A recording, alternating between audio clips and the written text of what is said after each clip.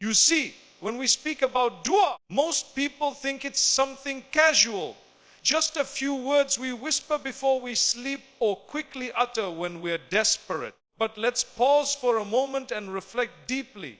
Dua is not just a request to Allah. It's not simply a means to get what we want. Dia is you worship. And that's not a poetic metaphor. It's a literal statement of the Prophet Muhammad who said, Uba daya is the essence of worship. This changes everything. Why is it that among all the ways we worship, salah, fasting, charity, even hajj, dua is singled out as the essence? Because it represents something profound. When you raise your hands and call upon Allah, you're not just going through the motions. You are admitting that you are not in control. That's the most powerful psychological and spiritual moment in a believer's life. The recognition that we are dependent on Allah for everything. Our health, our provision, our future, our guidance, even our breath. That moment of admission, of surrender, is not weakness. In the world's eyes, maybe, but in the eyes of Allah, that's strength, that's faith. Modern psychology tells us that one of the most destructive illusions we live under is the idea of control. We plan our lives meticulously, set goals, chase achievements, and when things don't go our way, we break. We feel anxious, depressed, helpless. But Islam gives us a different lens. Tawakkul, and dua is the purest form of that trust. It is you saying, I am doing my part, but I know you, O Allah, are the one who makes things happen. I trust your plan more than mine. Now think about this. In no other act of worship are you allowed to ask Allah for anything you want in your own language at any time, in any condition. You don't have to wait for Ramadan or a Friday or Hajjah. You don't need a mosque. You don't need a translator. You don't need permission. All you need is your heart and your voice. That's why dua is not just a ritual. It's a revolution in how we experience life. It reorients us inward and upward. It teaches us to speak to Allah before we speak to the world. And when we do that consistently, we begin to notice something extraordinary, a calmness, a clarity, a courage that doesn't come from outside validation or material success. It comes from a connection with the one who controls it all. When you understand that dua is worship, it shifts your mindset. It's not about making a list of demands. It's about building a relationship. It's a conversation with your Creator. Some people say, but I don't know what to say in my duas. Say anything. Tell Allah what you're afraid of. Tell Him what broke you. Tell Him what you can't tell anyone else. Speak from your heart. He already knows, but He loves it when His servant turns to Him. You're not informing Him. You're affirming your need for Him. And when you make dua, don't treat it like a transaction. I asked, so I should receive. This is not Amazon Prime. This is divine connection.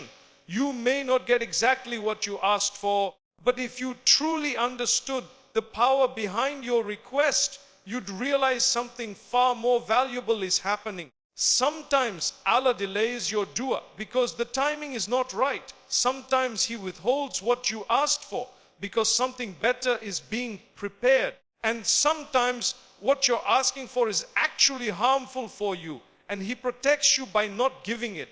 That is not rejection. That is divine mercy in action.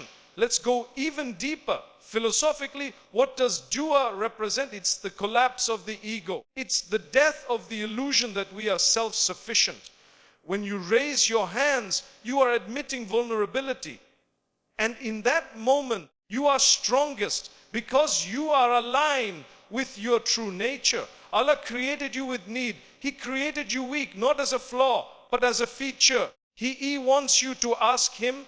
He loves it when you depend on Him. The Prophet told us that Allah is shy to leave His servant empty-handed when they raise their hands to Him. Imagine that. The Lord of the worlds feels shyness to turn you away when you ask sincerely. So if you've been neglecting your dua, thinking it doesn't matter, thinking your voice is too broken, your past too dark, your sins too many, let me remind you of something. The doors of dua are always open, and you don't need to be perfect to enter. You just need to be present. You just need to care enough to call upon Him. The next time you make dua, don't rush. Don't recite words without thinking. Let your heart speak. Let your tears fall if they come. Let your soul breathe. Because in that moment, you are not just asking for something. You are becoming something, a servant of the Most Merciful. Well, and that, my brothers and sisters, is what changes lives. Not just overnight, but forever. There's something incredibly powerful about the stillness of the night. When the world is asleep, the noise of daily life fades and the distractions are gone. There's a kind of spiritual silence that settles in. And it's in that silence, in that darkness, that something remarkable happens. Allah draws closer to His servants. This isn't poetry. This is a promise from the Prophet N himself.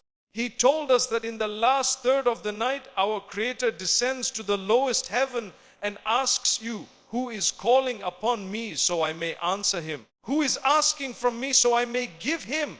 Who is seeking my forgiveness so I may forgive him? Bukhari, Muslim.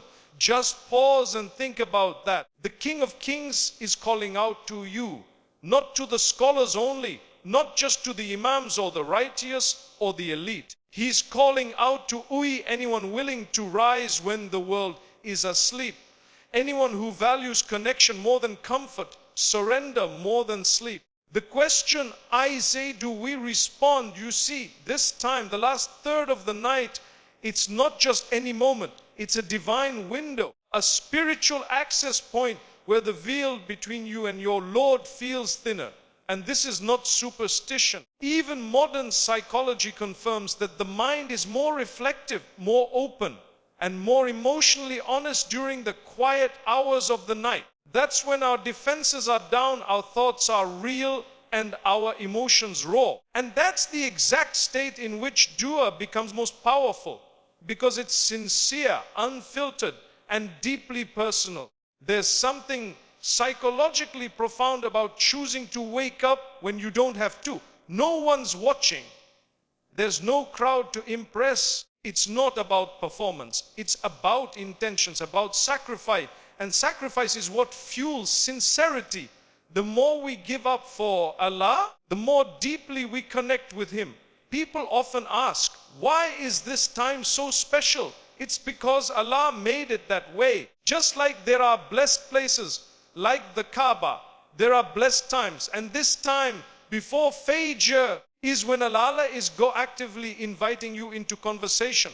Imagine being personally invited by someone important, a world leader, a king, to speak to them in private. You'd prepare for it. You wouldn't miss it for anything. But when the Most Merciful calls upon us night after night, many of us sleep through it, missing the greatest opportunity for transformation. And I don't say this to guilt anyone. I say this to awaken us to what we're losing. Because there's a kind of magic in those moments. Not in a fairy tale sense, but in a very real spiritual, life-changing way. When you wake up, even if it's just for a few minutes, and you raise your hands and pour your heart out, that's when the impossible becomes possible. That's when burdens lift. That's when hearts heal. That's when risk is expanded, sins are erased, and broken paths are mended. Don't underestimate the power of one tear in the darkness, one whispered Ya Rab, one sincere plea when the world is asleep. You don't need fancy words. You don't need a scholar's vocabulary. All you need is need. A desperate, honest turning to Allah. That's what changes destinies. And here's something else to consider. We all have things we want to change in our lives. Some of us are carrying pain, others regret. Some are struggling with sin, others with sadness. Some want to get married, some want children, some want healing, some want direction. And while, yes, we take practical steps, we often overlook the most powerful step of all, asking Allah in the time when He's guaranteed to listen.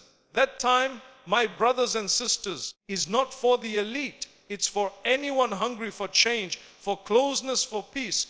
Even if you wake up just 10 minutes before Fajr, make wudu, pray 2 rakah and make dua. Watch how your day starts shifting. Not instantly, not always in the way you expect, but in ways that leave you in awe. Because what you're doing in those moments is more than a ritual. You are establishing a pattern. You're making it known to yourself and to the heavens that you refuse to live life disconnected from your Creator. That you're not here to just drift through the days. You are here to live with intention, with focus, with submission. And that begins in the night. Sometimes people ask, but what if I don't feel anything? What if I wake up and I don't cry? I don't feel spiritual. I just feel sleepy. That's okay. The value is not in the emotional high. The value is in the consistency, in the discipline, in the humility of showing up even when your body resists. That's sincerity. That's love. That's servanthood. And over time, something happens. Your heart starts to soften. You begin to hear the whispers of peace in your soul. You start to see barakah in your life, in your relationships, your work, your mental clarity. You begin to rely more on Allah and less on the world. And when that happens, your life doesn't just change. You change. So tonight before you sleep, set an intention, set your alarm. Not for a meeting, not for a flight, but for your moment with your Lord. Even if you manage to whisper just one word, help me, that could be the beginning of everything. Hopes sometimes, it's not the loudest prayers that are answered, but the quietest ones, made in the loneliest part of the night, with the loudest hope in the heart. But many of us make dua regularly, but the results we hope for don't always show up the way we imagine. And this creates frustration, confusion. We begin to wonder, am I doing something wrong? Is Allah not hearing me? Why is my dua not working? But the reality is, sometimes it's not about what you're asking. It's about how you're asking. Because like anything powerful, dua has its conditions. Not to restrict you, but to elevate you. To refine your approach, to deepen your sincerity, and to unlock its full potential. First and foremost, we have to understand that the way we approach Allah says a lot about our understanding of Him. Some people make dua like they're placing an order. Quick, cold, transactional. But that's not how a heart connects with its Creator. That's not how love, surrender, or need is expressed. When you call upon Allah, begin with what the Prophet taught us. You start by praising Him. Speak of His names, His mercy, His greatness. Say, Ba Ya Rahman, Ya Kareem, Ya Qadir, Ya Wahhab. Remind yourself who you're speaking to. This isn't just about etiquette. This is about way consciousness. You're reminding your heart that the one you're turning to holds all power, that He can do you anything and more. Then, as the Prophet emphasized, we send salawat upon Him, blessings and peace. Say, Allahumma salli ala Muhammad. Why? Because the Prophet said, every dua is suspended between heaven and earth until you send blessings upon me. And it's more than just a ritual. It's love, it's loyalty, it's honoring the one through whom we learned how to connect with Allah in the first place. Now here's where it gets deep. Once your heart is in the right state, once you've praised Allah and honored His messenger, speak your dua with complete humility. No arrogance, no entitlement. Because the most powerful duas don't come from people who think they deserve something. They come from people who know they don't rule. But they ask anyway because they know Allah gives out of His mercy, not our merit. And we have to be present in that moment. How often do we find ourselves reciting dust from memory with our minds somewhere else entirely? Let me ask you, would you talk to someone you love? Someone who holds your future in their hands while scrolling your phone or thinking about dinner? Never. So why do we treat our most sacred conversations so casually? Dua requires your presence, not just physical, emotional, mental, spiritual presence. That's when your words become real. That's when the heart trembles, when the eyes tear up, when the soul feels exposed and yet comforted, that's when your dua starts moving. Not just through the air, but through the gates of the unseen. Another key condition is uncertainty. The Prophet said, you call upon Allah while being certain that He will answer you. This is huge, because many of us make dua with doubt in our hearts. We say the words, but deep down we think, maybe it's not meant for me. Maybe Allah won't respond. Maybe it's too late. That internal uncertainty is like a fog. It blocks the light from reaching your life. But when you call upon Allah with full conviction, knowing He can open any door, shift any decree, forgive any sin, that's when the winds of qadr begin to shift in your favor. Let me be clear here. Certainty doesn't mean Allah gives you exactly what you asked for, by how you asked for it, or when you asked for it. Certainty means you believe He will give you what is best, even if it's not what you expected. That's real trust. That's surrender. That's faith. And here's something practical but often overlooked. You have to make dua with consistency. Don't just ask once and walk away. Keep coming back again and again, even if you don't see results, even if it's been months. The Prophet said, Abi, your dua is answered so long as you are not hasty. And what does haste look like? He explained, when one says, I made dua and I wasn't answered, and so he gives up, that moment of giving up is a spiritual fracture. It's the heart choosing despair over hope. But the believer is never hopeless. Even if the mountain doesn't move today, we keep praying, because maybe tomorrow Allah will move y'all to climb over it, to grow stronger, to discover a purpose you didn't see before. Let me share something personal. Every one of us has something we've been asking Allah for. And sometimes after months or even years, we start feeling like it's pointless. But do you know what I've learned? The dua you keep repeating with sincerity and patience becomes a kind of spiritual training. It softens you. It transforms your focus from the you thing you're asking for to the ear relationship you're building with the one you're asking from. And that relationship, that trust, that nearness is more valuable than anything you were asking for in the first place. So before you make your next due, slow down, turn off the noise, sit with your herd, praise your Lord, honor His messenger, and be fully present and speak with humility and certainty.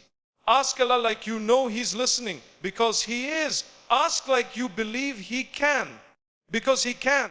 And ask like you know that even if your dua doesn't change your situation right away, it's already changing our biyab.